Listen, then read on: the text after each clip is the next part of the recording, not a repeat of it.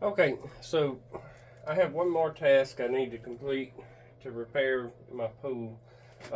What I've discovered is the flow switch here has failed, and what that's doing is it's causing the chlorinator system to operate when the pump's not even working. So the way it's intended to work is when there's flow in here, when the pump's working, the flow switch will activate the chlorinator.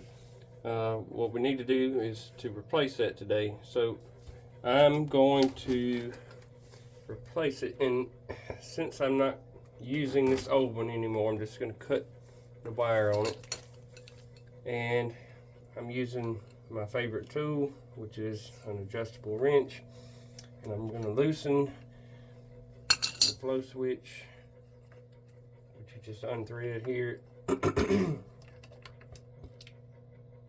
So that one's failed. The new one came with some Teflon tape to seal the threads here. What I'll do is prepare that.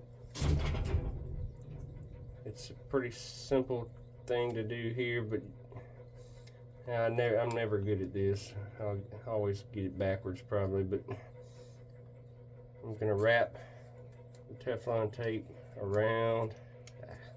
Yeah, I'm terrible at this. Yeah.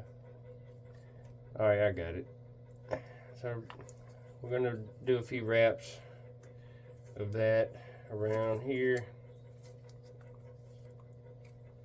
And you want to wrap that in the correct direction so that you don't unwrap it as you put it in the receiving end. So we've got that.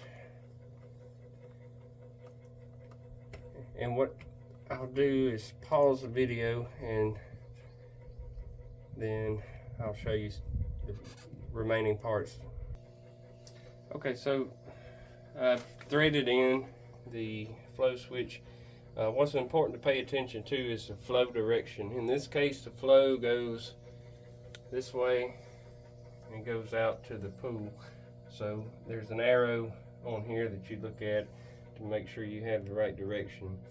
I've also secured the cable here, and using some zip ties, I've got it secured to the piping.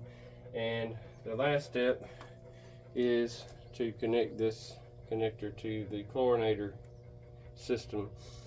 So I think that's an RJ45. I could be wrong, but that connection just goes right in here.